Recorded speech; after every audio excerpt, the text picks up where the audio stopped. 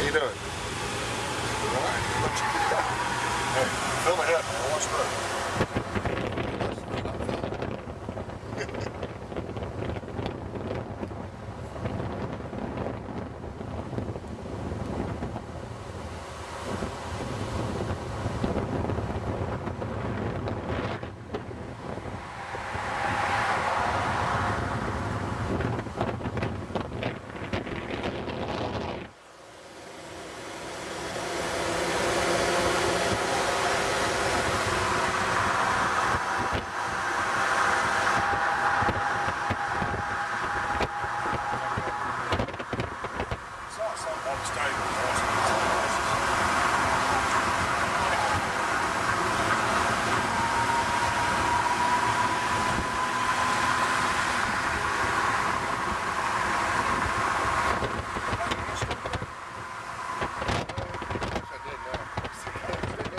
bug right there.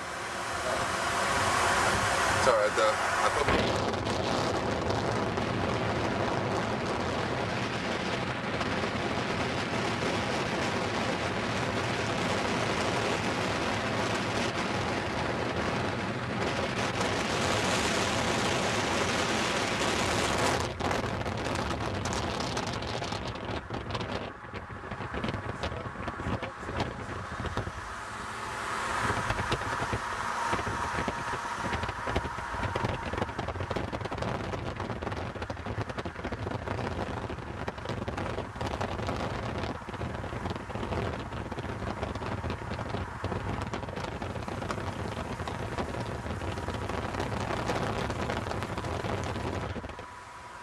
We haven't figured it out yet.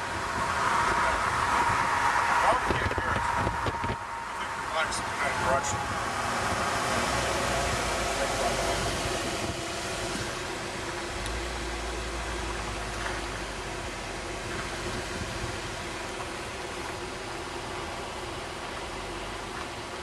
I want the cars anyway. Oh yeah, I'm filming anyways.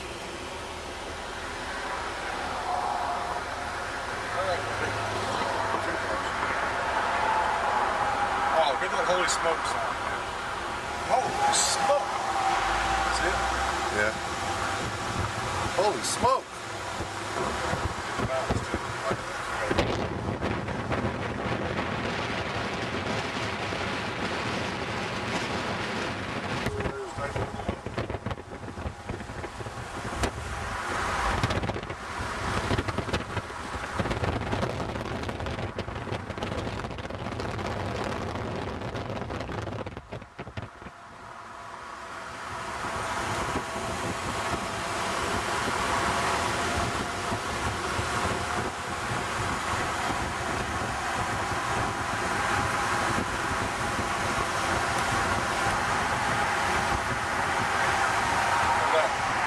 Got it. Don't do it for this. How about this?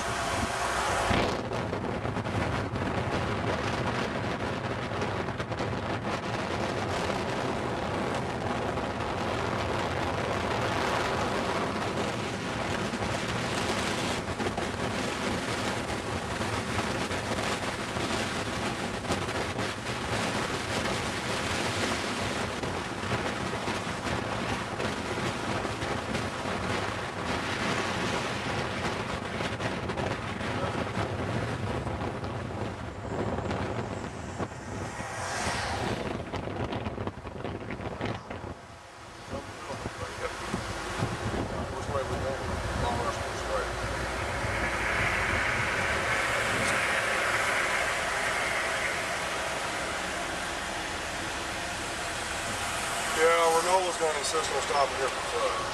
I know her. You smell something funky? Like burning brakes. Like hot nuts? Nah. Man, I'm burned up with like hot nuts. You saw how short time it was? I came down there about 10 minutes. I got the bottom, it had 4-wheel disc brakes. It was smoking. It's like, oh, fuck this one. That's all the way out. Let's go to the local. Better off just as tourists. How you doing?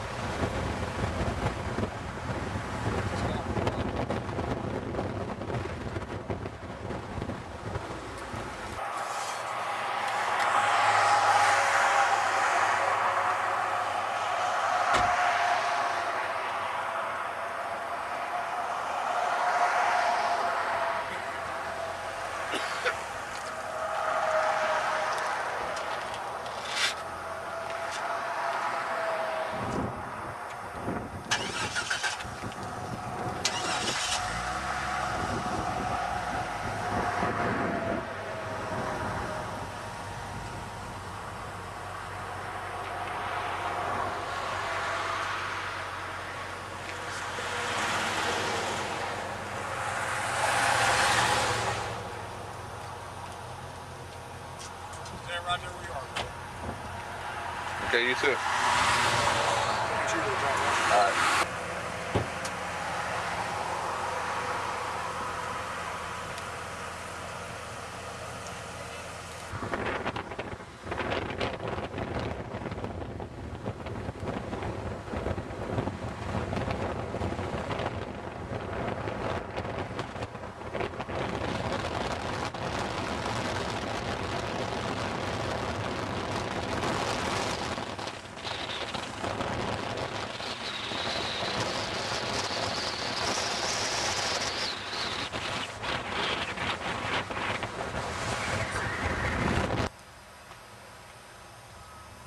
Dude, park trucks up there. Dusty gonna drive his truck.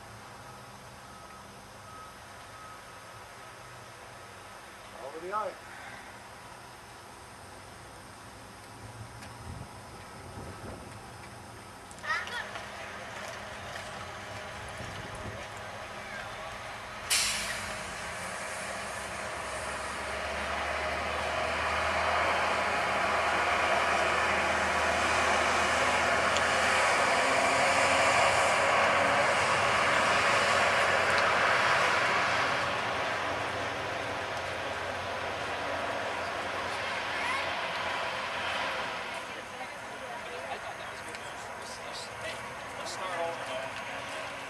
Start over, okay? Noah, come here.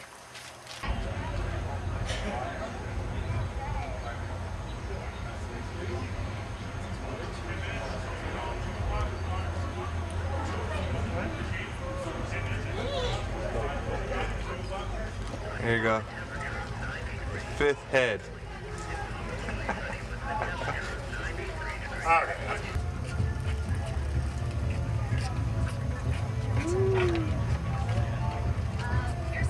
I got a tie-dye shirt actually, but but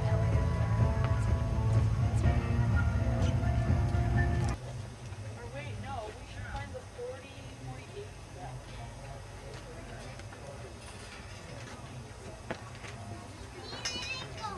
Amelia, where's Amelia? Where did she go?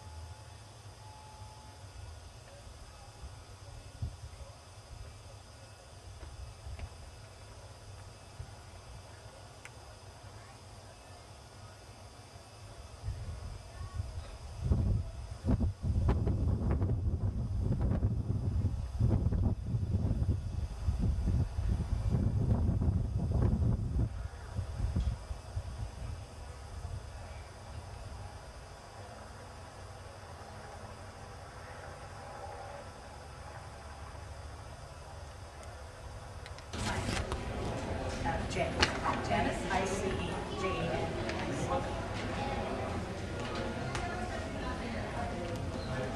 I'll put a baseball card in here for you too, Janice. Chapter 9 is all about the baseball team. Really? This is so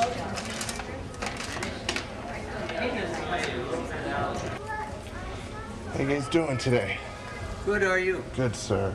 I'm gonna get me one. I'm gonna get you on film at the same time. Is that all right? Sure.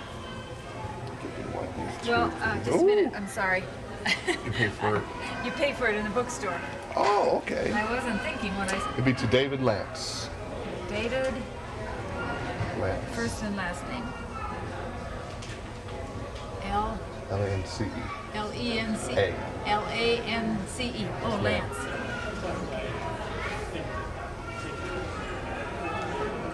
And I'll put a baseball card in the book for you. Thank you. Chapter 9 is all about the baseball team, and that tells how Nick got the job. Was that a local team or? Just for Mount Rushmore. Okay, wasn't sure if it was a major league or anything like that. Oh no, it was a amateur. Back in those days, every little town had a Was it just the baseball workers that was on the team? team. Yeah, yeah. Oh wow! All the workers were on the team. Oh wow! Yeah.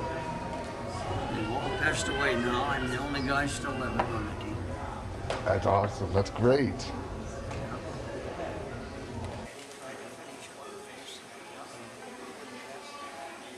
That's what I don't care about number one. I just wanted to see what it looked like each year. You know, the progress each year is what I was hoping to see. I doubt if you'd have one. Couldn't seem to find anything. I mean, people in there that were just going to go right up the letter.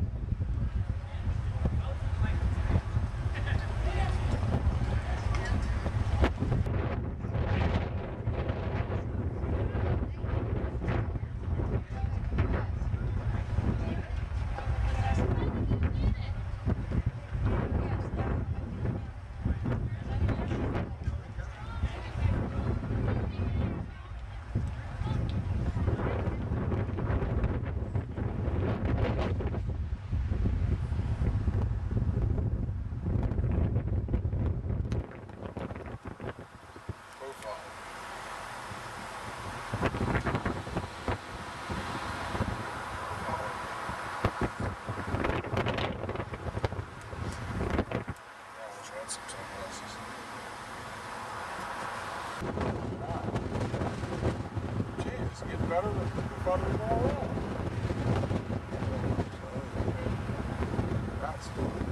That is the profile. Okay, we're stopping here. I ain't telling you what you need to text me.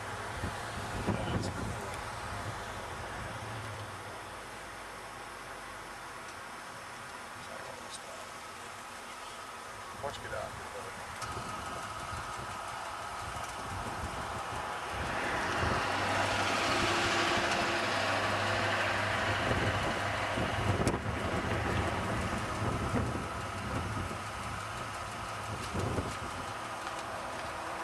Get your button back.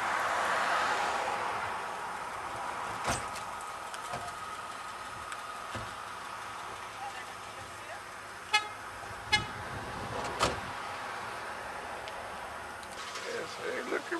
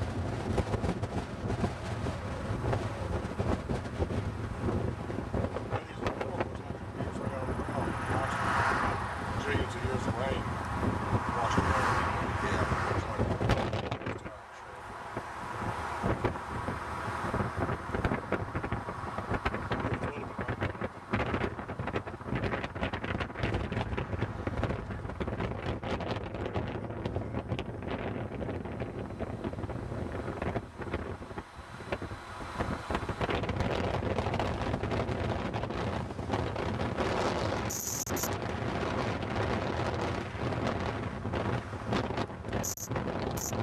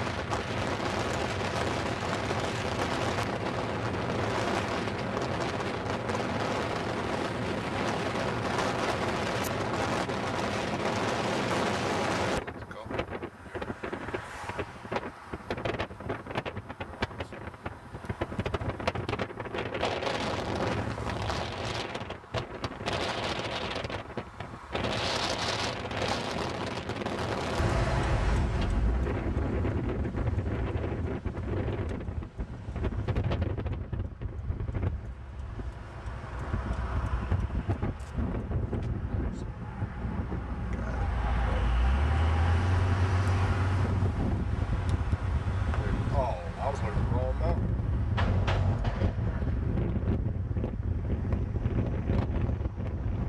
Okay, we see.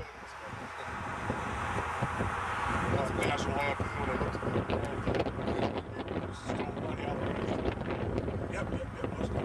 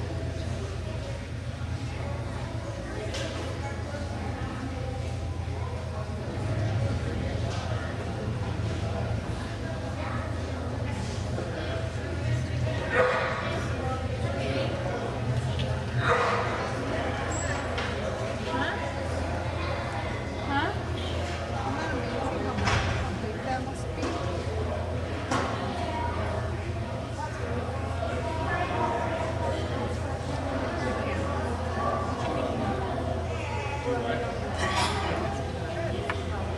Big, huge horse. And there's her for a big one.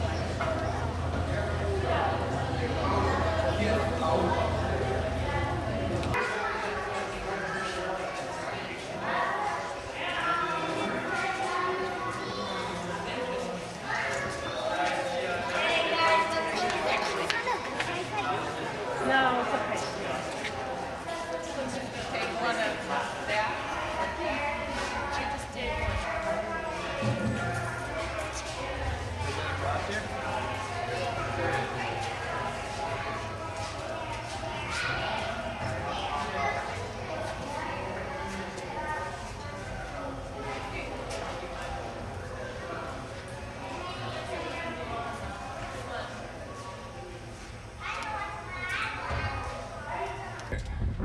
We look for the lions, tigers, and bears in the safari bus.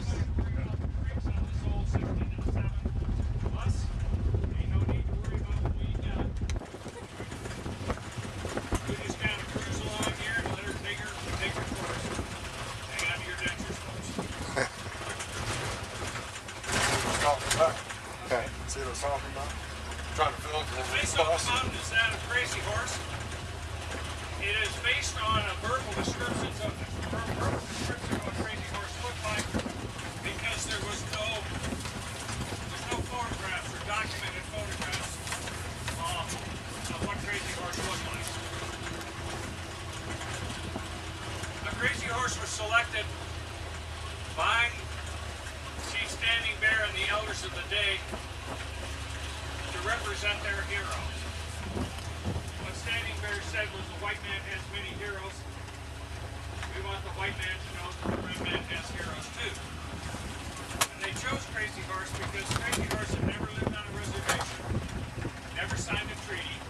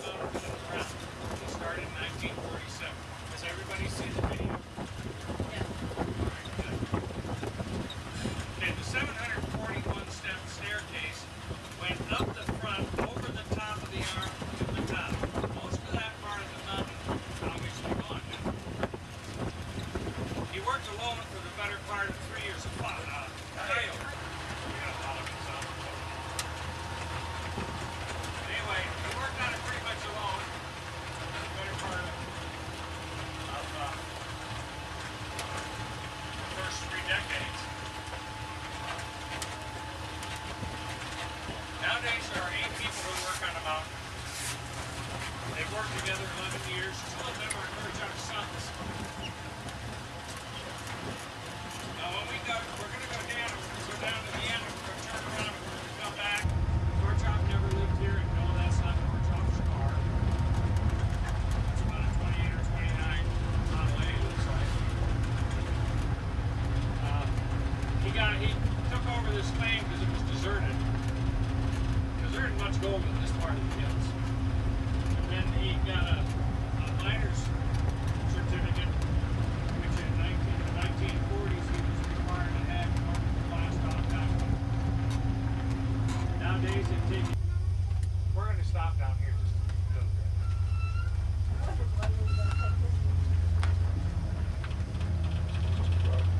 There I it just is. do that if we got Don't name some kind of cameras. see better. We're here. Late afternoon sun gets pretty hot.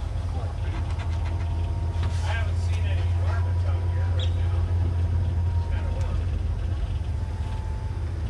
Little brown furry creatures. There's one right on top of the hill. See him crawling down to the wall? Yep. What is it? It's a marmot. Mormon. They crawl all over that stuff. There's two of them. They chirp. Actually, they sound like they need oil. If you want. The face of Crazy Horse is 87 feet high. The face of George Washington, for example, is 60 feet. Almost half again its high.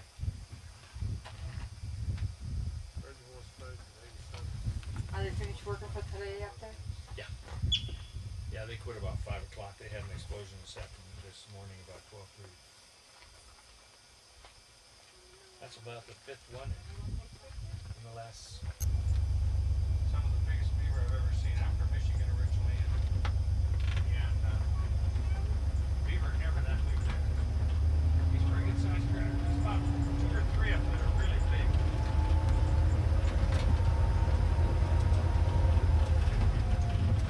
Imagine he's getting a little worried since this one's getting kind of shallow now. They seem to be doing okay. What part of Michigan did you live at? I'm originally from Ypsilanti, but I've been all over that state.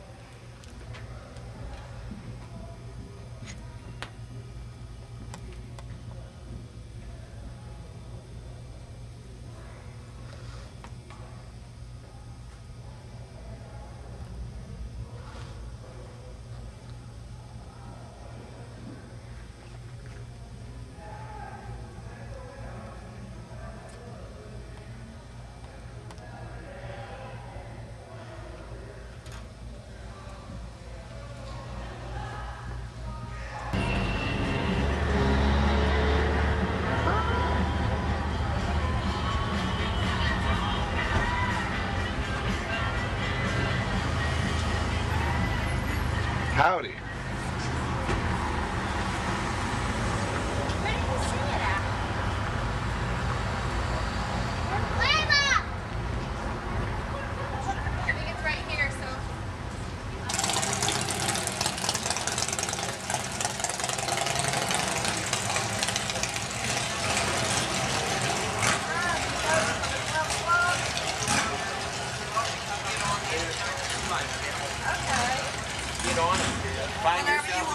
Okay.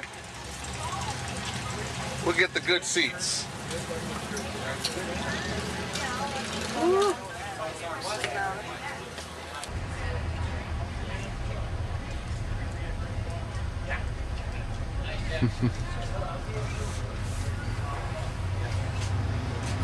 Empty.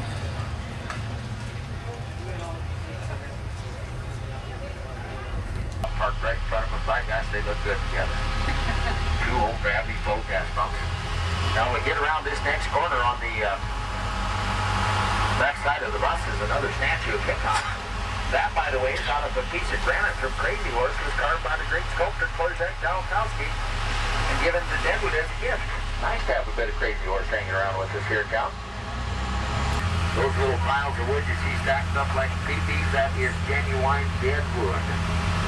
We'll leave it there. keep the hill its integrity. If we cleaned it all off, the hill would probably erode away. We'll wait till the ground cover comes back. Now, that may not sound like a big problem to be evacuated and lose your power. If people are up here, I'm assuming they're on that other little bus ahead of us. That is where Hickok's grave is, right up there. I think you can see his statue from here. And then where that fellow's standing up on that bench there, that is Potato Creek Johnny's grave right there.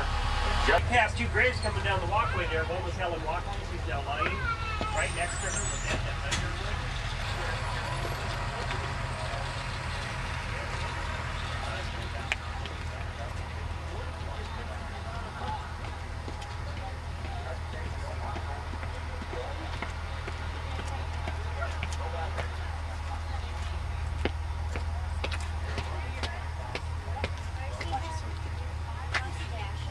That's Wild Bill Hickok.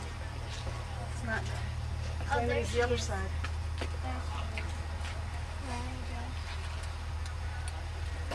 Necklace. Wild Bill. Well, she is right there. Yeah, right there. But where would Wild Bill? He's right here. Can't get any closer. Yeah, J.B. Hickok. Can we go in? Yep. You're not supposed to climb the fences. How'd you do it? You walk down. Yeah. I'll let you go under here. Yeah. Yeah, you can go under the railing. That's what I did. Can you crawl under it? Anna, I'll crawl under it. Taking it back there.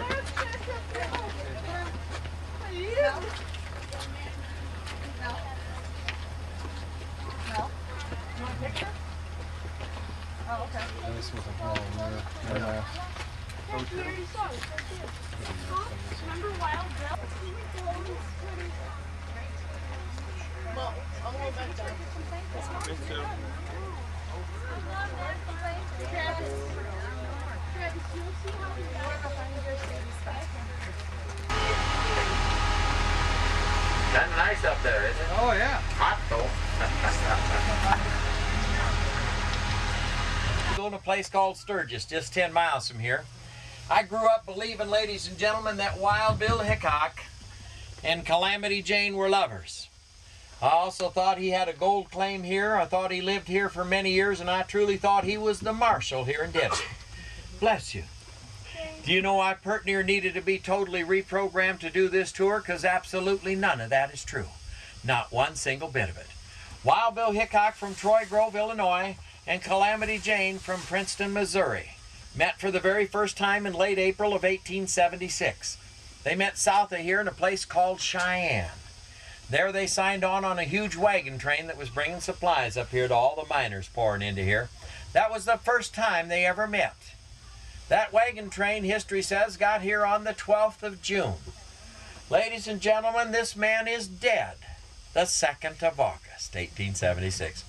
Wild Bill Hickok was alive and well in Deadwood from the 12th of June to the 2nd of August. He wasn't even here 6 weeks before he was shot and killed. He never filed a single gold claim. He was offered the job as marshal, but he turned it down. If you read your history, you'll find out that Wild Bill Hickok, when he was marshal of Hays and Abilene, Kansas, while enforcing the law, he accidentally shot and killed his lifelong friend, a fellow by the name of Mike Williams. It so devastated Hickok, he resigned as Marshal of Abilene and absolutely refused to wear a badge the rest of his life. He was never, ever sheriff or marshal here in Deadwood. And him and Calamity Jane, they were never lovers. They didn't even hardly know each other. Hollywood made them lovers. Anybody remember that great movie? Who starred in it as Calamity Jane? Remember that song? Oh, the Deadwood stages are rolling all over the place. That refresh anybody's memory? Doris Day. You look at these retouched photos of Calamity Jane. If they remind you of Doris Day, I'd do my best to get you an eye appointment. She didn't look like Doris Day. Ladies, take no offense, because every one of you ladies is a beautiful lady, and no offense is meant. This is a powerful, homely woman. That's the only way you can say that. She didn't look like Doris Day. Hickok was 6'2". Seth Bullock, 6'6" or taller. Those guys must have looked like giants in those days. When most guys were 5'3", 5'4", 5'5", Calamity Jane was knocking on 6 foot tall, weighed close to 200 pounds, if not more, and would rip your arm off if you got frisky with her. Now, we know that Calamity Jane did jobs that women didn't do in those days. You know why? Most historians say the folks that hired her didn't realize she was a woman. She dressed like a man. She looked like a man. She had a low, gravelly voice like a guy. She cussed like a trooper. She spit, chewed, scratched herself, did all those things that us fellas quit doing a couple of years ago, right, man? She was a vulgar woman, Calamity Jane. And she was also a prostitute of little repute. Now, this is a historic newspaper I just gave these two ladies in front. Any of you that would want one on the tours over, you help yourself right here. Read right there what it says about Calamity Jane. A prostitute of little repute. In other words, she didn't make much money. There's a whole lot of reasons why Calamity Jane didn't make money as a prostitute and why her and Hickok weren't lovers. She only had a couple sets of these buckskins, wore them all the time. Who knows when they got washed? And like most guys and girls in mining communities in those days, she hardly ever bathed. Maybe every other month or something like that. That's the way it was in those mining communities. Can you imagine her on a day like today in Deadwood wearing them buckskins as a prostitute? Maybe took a bath a month and a half or 2 months ago? There's many reasons why she didn't make money as a prostitute, I'll tell you. And also while her and Hickok weren't lovers. He was a fanatic about cleanliness. He bathed every day, which was hard to do in the Old West. Put on a fresh shirt and shaved his mustache, trimmed his mustache and everything. Many reasons why they weren't lovers. The most important reason, though, he had just married Agnes, the woman of his dreams, in late March of '76, and he was faithful to his wife. That's the most important reason they weren't lovers. A lot of people say, does this vulgar woman that was a prostitute, a little repute, really belong buried right next to one of the so-called legends of the Old West? Because on her deathbed, she said, when I die, bury me up on right beside Wild Bill, the man I loved. Had she said bury me beside the man I respected, might have been a little better. Because Hickok found out on that wagon train this woman could ride and shoot just as good as he could. That would have impressed somebody like Hickok. But I think she belongs right up there, and I'll tell you why. Hopefully you folks might agree. In 1878 and 1883, there were terrible smallpox epidemics here in Deadwood. You know, this woman sobered up and cleaned herself up, 2 things hard for her to do, and volunteered to take care of people afflicted with smallpox. Volunteered. Some historians say don't get too excited about it, because after all, she had smallpox when she was a little girl, therefore she was immune. They have never ever proved that. Some historians say, well, she was so full of alcohol she couldn't even catch the common cold, much less smallpox. But you know what? I think it took a lot of courage in those days when they didn't know diddly about those diseases to stand forward and take care of people afflicted. History tells us not a single man, woman, or child under the care of Calamity Jane died of smallpox. Not a single one.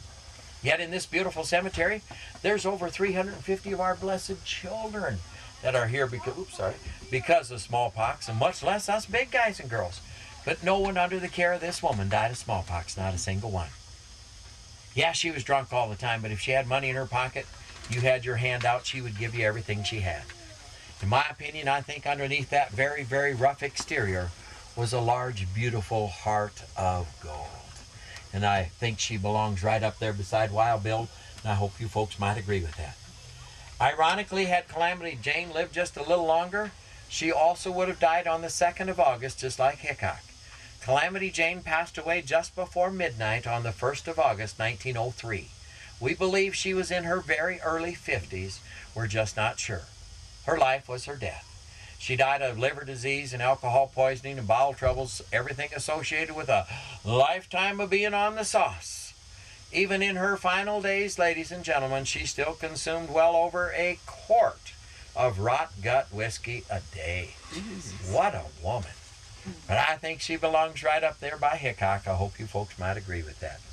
Very wealthy man by the name of John Gray came forward and paid for her spot next to Hickok. Why? Guess whose son had smallpox? Bet you know who took care of his boy, don't you? And what I think, in my opinion, is the fitting end to her story here in Deadwood in the cemetery. When she passed away in 1903, guess who one of her pallbearers was? The little Gray boy that didn't die of smallpox in 1878. Doesn't that just make the hair on your arm stand up? Such beautiful stories that happen here in Deadwood and in this cemetery. How did Hickok meet his demise? Well, he told Agnes back in Cincinnati he was going to strike gold. The only gold he struck was in the number 10 saloon. He sat there and played cards 14, 15 hours a day. He was a good card player, but he was also very superstitious. He always sat in the very same chair. That chair had its back to the wall, and like that statue I showed you downtown, he would kick his chair back, resting his back against the wall. That way nobody could get behind him, and he could see whoever came in the saloon. Well, his friends decided to change his luck on the 2nd of August. Boy, did they ever. When Hickok walked into number 10, the only seat left open at the blackjack table or at the poker table had its back to the door. He moaned and groaned, but he finally sat down there, first time in his life, totally exposed.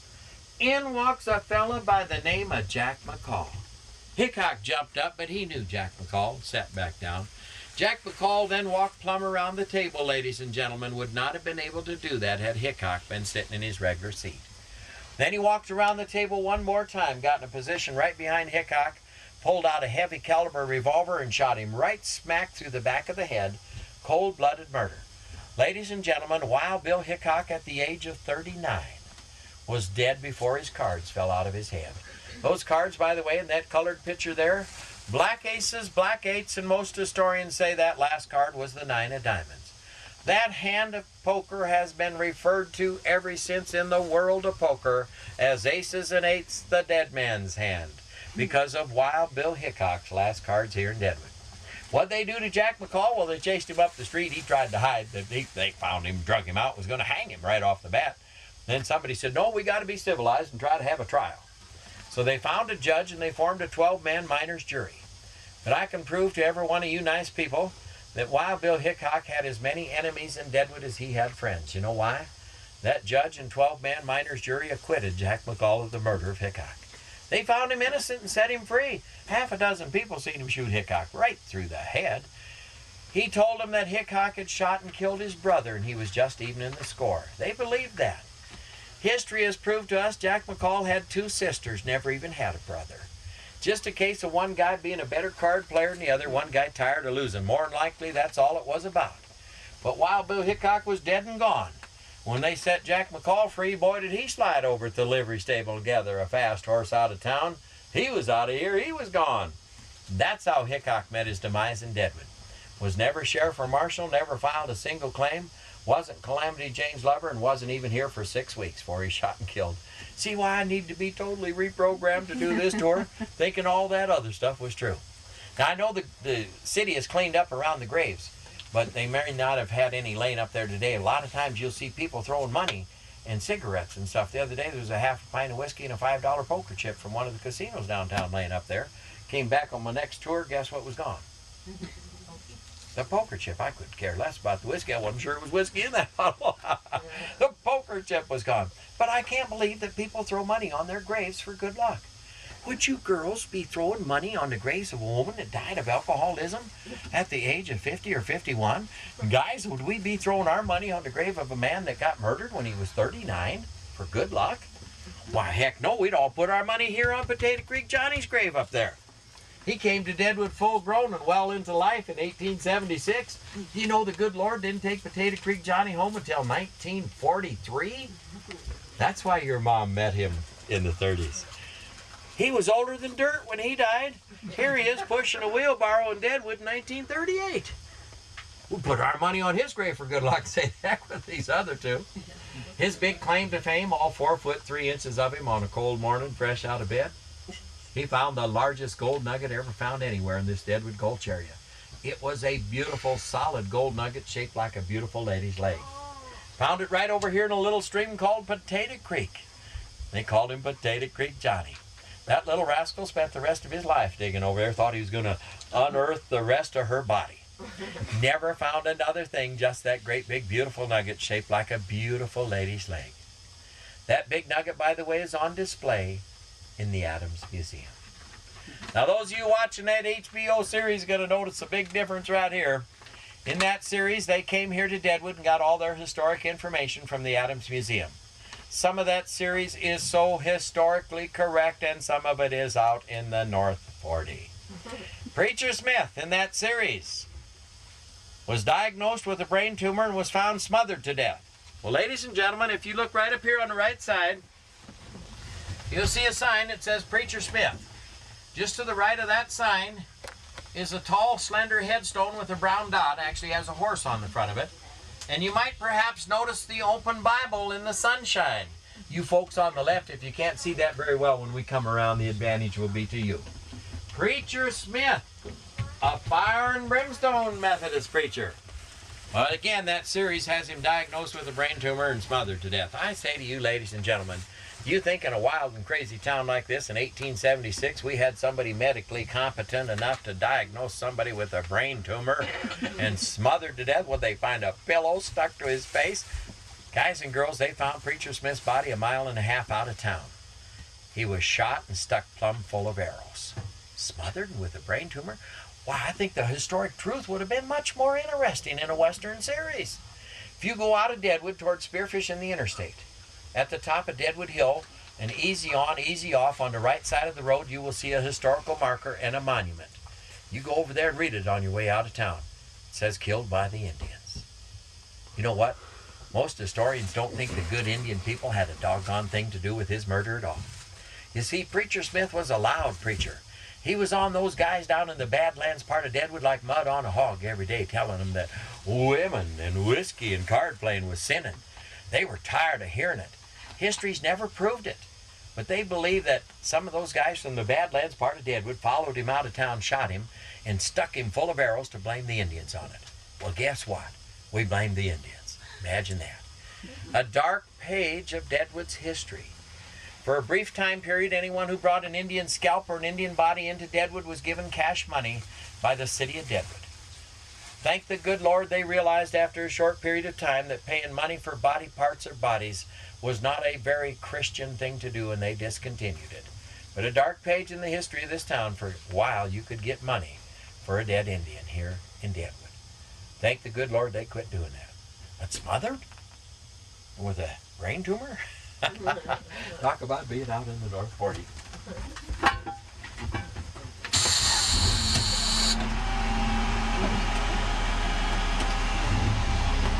Another one of the beautiful stories in this cemetery to me, ladies and gentlemen, has got to be the story of the Chinese. As I mentioned to you downtown, we had a large Chinese population here in Deadwood. They're smart people. They had a clause in their burial contract that said within 10 years of their burial that their remains would be exhumed or dug up and sent back to China. Wow. Can we appreciate the logistical problems of trying to do that in the late 1800s or the turn of the century? Well, ladies and gentlemen, when I get the bus around this next corner, on the right side of the bus is going to be a very large vacant area. You will also see a sign there about the Chinese. This large vacant area is where the hundreds of Chinese were buried near the cemetery. You know, we've only got 2 Chinese graves left here. One is right here at the front of the bus. The other is at the back of the bus. The rest of the hundreds of Chinese that were buried all the way down this hill and around the front of the cemetery are back in China. They waited 10 years allowing the body to decompose. Then the friends and relatives dug up the remaining bones, packed those bones very tightly together in small zinc-lined boxes out of the bus. Now there's the steep part of town right there. Now, we are allowed to briefly stop up here at this overlook. If any of you nice people would like to get off of the...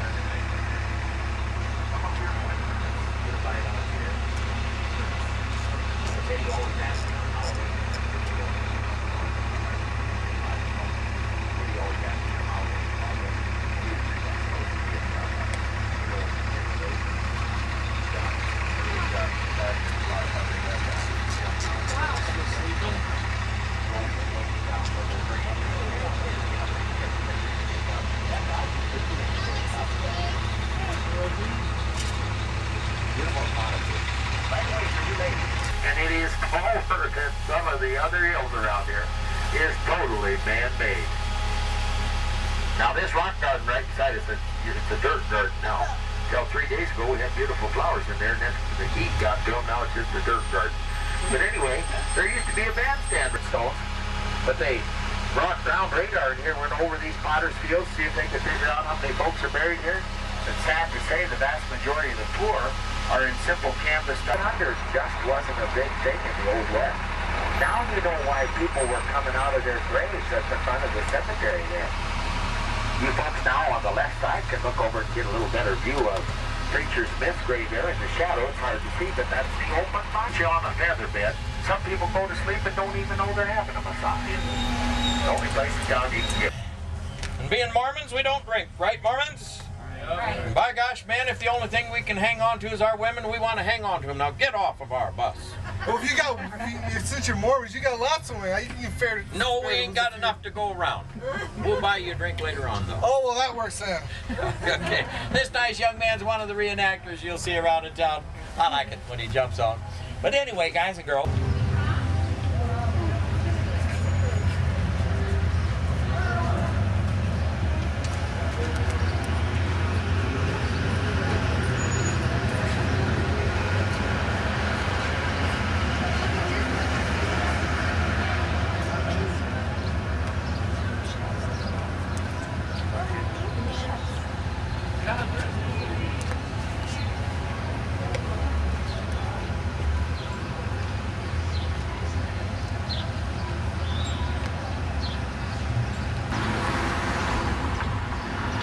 That's the gift shop.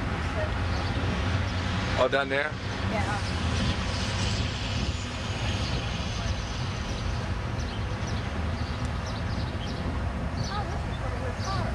Mm-hmm.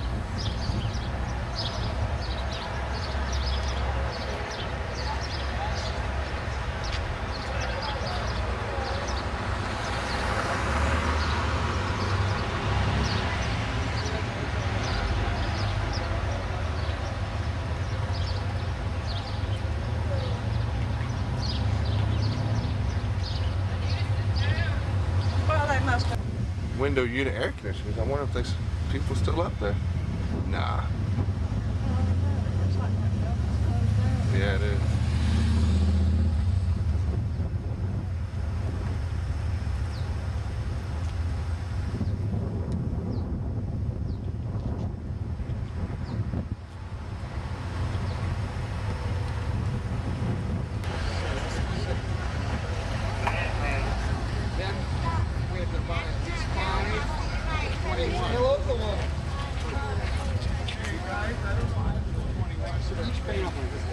One group. And then you can have each No, I'm just going to put it up. Okay, they won't charge a city.